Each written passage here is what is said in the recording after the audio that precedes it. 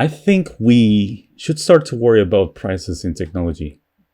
And by that, I'm not only referring to video game consoles and PC hardware, I also mean the whole spectrum of everyday electronics, and even the cost of living. Now, I don't think going on a shopping spree right now is the solution because, well, electronics are already very expensive. So in today's video, I'll try to explain in simple words what exactly is happening to the tech industry, why it is risking to affect our lives, and what we can do about it. Because I personally think there is a more reasonable solution that can benefit us not only as gaming enthusiasts, but as a society as a whole. Unless you're living under a rock, in that case I applaud you. I think putting the phone away is the most sane thing to do these days.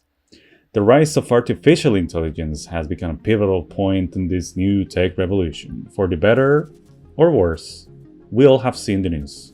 You can generate videos that are more and more realistic. You can prompt a lot of text that can be quite useful to your daily life tasks, but can also be used for terrible purposes as well, like threatening to replace artistic departments entirely, stealing other people's work to give their own point of view, or even giving the most terrible life advice for those in need.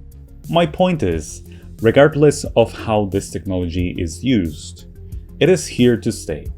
And even if analysts are predicting a possible bubble burst just like it happened before in tech history, we can't avoid the consequences of our society to solely depend on this technology. Because I'm not sure if you know, but it actually takes a lot of power and resources to process your fake Disney animated story. AI has also affected the production pipelines of the semiconductor industry. As of December 3rd, the American manufacturer Micron had officially ended supplies for everyday consumers to solely focus on AI companies and data centers. Memory RAM is essential to execute daily life tasks on basically any computer. It's also important for modeling computing graphics, editing videos like this one, and even more scientific approaches with machine learning that can basically lead to health and scientific discoveries. That left us only with a handful of RAM manufacturers. But when competition shrinks, prices can go up. For example, Samsung chip prices have increased up to 60% for the demand of suppliers and AI. We have seen memory prices hiked up to 500%. Over the past 3 weeks, prices for SSD storage have also increased by 100% margin. Aside from storing space for our favorite video games, SSDs are essential for temporary storage and backup and essential tasks that AI data centers need to do for billions of prompted tasks. Even the cloud industry is also requiring tons of storage to function, which kinda goes hand in hand to AI, considering companies want us to not own anything and sell the subscription services and digital licenses to games that will expire when they're pleased. GPUs too have suffered price hikes, although the case for graphic cards is a more complicated one, considering the devastating effects of the cryptocurrency apocalypse and the COVID manufacturing shortage crisis in previous years. Nvidia and AMD graphic cards are essential for handling computing graphics of your favorite video games in real time. It's also used to develop those games and to render your favorite animated films. So naturally,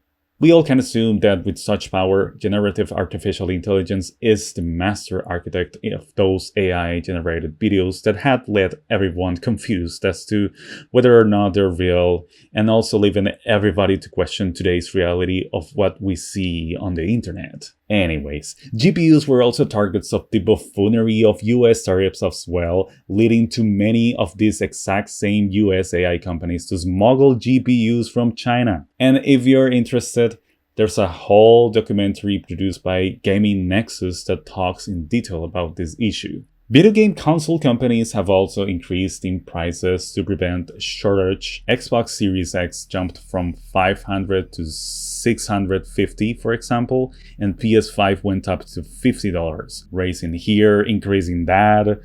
I'm personally kinda tired of saying the same thing. It all seems that companies, instead of holding the cost, are passing it to the consumers. You want to play your fancy games? here's extra taxes for you to spend, aside from the ones you're already paying. So the question here is, how much computing power is needed to supply demand?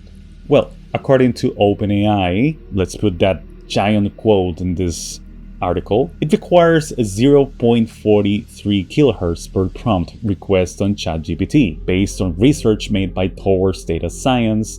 If you consider that the tool receives over 1 billion requests daily, it kinda ranks up considerably, but not as much as the daily household expense of energy. However, this data is always confusing and arbitrary because they are not counting the amount of passive energy that these computers need, the cooling systems, nor communications, since those are private equity. There's no real amount of guess as to how much energy they waste overall. But let's take a look from a different AI company, in this case Mistral, a French startup on the development of its latest AI model Large 2, which required 20.4 kilotons of power and consumed about 281,000 cubic meters of water, which is about the size of 112 Olympic swimming pools. Fun fact, even Microsoft have said that the problem is not the lack of memory, but the lack of energy resources available to run the whole operation. Because the demand is just going, is tough to predict, right? I mean, I wouldn't, it's not like Sam and I would want to be sitting here saying, oh my God, we're less short on compute. It's because we just were not that good at being able to project out what the demand would really look like. And if a $1 trillion company can't handle the stress of harnessing so much energy power, why is OpenAI confidently developing 6 giant data centers? According to sources, this new project called Stargate required about 10 gigawatts of energy, which is about the power of 10 nuclear reactors capable of giving electricity to millions of homes. Again, that power for a few prompts per day.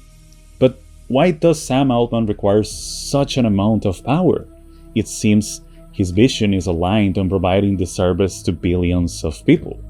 According to Sam Altman, AI can only fulfill its promise if we build the compute to power it. That compute is the key to ensuring everyone can benefit from AI and to unlocking future breakthroughs.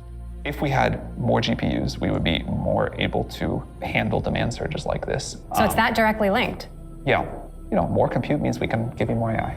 And you may think, why is this so important for me if I'm not even using AI anyways? Well, my friend, even if you do not have an environmental cost or practical use of AI, this will affect the price of household electricity anyways.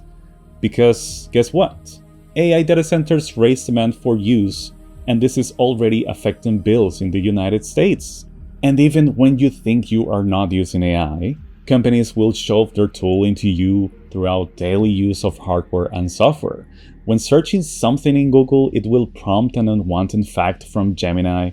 Copilot is already watching and tracking your search history, and it is fully integrated to Windows. Even here in Korea, ChatGPT is fully integrated into Kakao, which is the most famous messaging app. And Spotify is prioritizing AI songs made by Claude AI or others over real artists to raise profits. What some people see it as convenient, I see it as an invasive attempt of tracking you and even possibly creating extra waste of resources while gaming on PC. It is important to note that the farther removed people are from this subject, the easier it is for companies to profit from it, which is strictly related to the cognitive mapping theory and the plan of making you less aware of what companies are doing to our society. And this is why something like the authoritarian stack exists. This is a whole cognitive map that specifically relates each and every entity of the tech industry with the US military and the other government facilities. I will let this in the description for you to make or not your own argument. I'm not showing you this to convince you otherwise that the world is screwed and running with tech overlords. Well, I don't have to be quite honest. It's very visible now. I'm just showing you this so you can understand the bigger picture and see how all these consequences lead to us paying taxes and extra money for electronics. I do remember vividly these days where it was accessible to purchase a decent computer that can outclass console specs, or heck, even conforming with a console and finding good deals in the digital and physical space. Those days might be long number as tech companies are slowly leaving consumers behind and video games might become a luxury. So, I present you the problem, I explain the issues. Now, what can we do about it? Well, we can stay all day being cynical and expect for doomsday, sitting all day scrolling through video game offers and waiting for memory prices to go down. But I remind you that this is not a new thing. It happened to the bubble burst in Japan during the 90s, and in the dot-com crash during the 2000s. The market will eventually rebalance sooner or later, and I personally think that there's nothing wrong with holding back for a while. After all, there are gaming companies that have noticed this crisis and even decided to hold back on recommended PC specs. DICE is one of them, with Battlefield 6 recommending an NVIDIA 3060 Ti, a graphics card released 5 years ago. The results becoming one of the best-selling games in 2025. Arc Riders is another example of a fantastic co-op shooter that required no less than a GTX 1050 to start playing it, and it became one of the highest bestsellers on Steam this year. I think if gaming companies want to survive this bubble, they need to hold back in graphics quality. Unreal Engine 5 has been quite an issue for developers and gamers with the frequent stutters and shimmering, and can't even run properly with the highest setting. Speaking of a different example of a less demanding game, Monster Hunter Rise did have so much better success than the recently released and more advanced Monster Hunter Wilds. Another good factor is the moderate success of PC handhelds these days. Yes, they may not be the best to run a game with optimal settings, but who needs 1440p or 4K on an 8-inch screen anyways? The success of PC handhelds reminds us that maybe all what gamers want is the simplicity of booting up and playing games without the constraints of Windows. However, I do not think a PC handheld nor a gaming console over $800 will be largely appealing to people. Also, many people forget that indie games are the ones that are making the difference in innovation and story impact these days. I mean, look at the Game Awards. 3 of those 6 titles were from independent studios, and I'm not counting the vast amount of amazing games released this year and all those original titles I've tried in the gaming events. And guess what? They don't require too much power. You can easily play a ton of great games for lower specs while maybe waiting for a better market rebalance on PC hardware. And what if this rebalance will never happen? What if all these companies go away and leave us with a wasteland of reused parts? Well, my friend, nowadays there have also been a lot of movements to support local communities and your own home tech with just DIY tutorials. That's right. Nowadays you can make your own router and intranet system where you can only connect with your friends and family without any company spying on your search history. You can even make your own cloud service with a subscription model. There have been some movements on how to de-Google your life and make things on your own as well, which kinda just let me think of the possibility of building our own memory RAMs and GPUs in the foreseeable future. It used to be like that before the modern times, where the blacksmiths and scientists of each community would handle the most technical and engineering advancements, which also led to a more diverse world of inventions too. It also banks my theory that we might be heading to the next dark age in modern history. My wishful thinking would be to beg for investors to stop pumping the AI engine to prevent this goddamn bubble to burst. But as of now, even more considering the rise of electric bills, I think it is quite safe to hold back on investing in your local electronics. You don't have to get the newest phone or GPU either, as many of these companies will also hold back.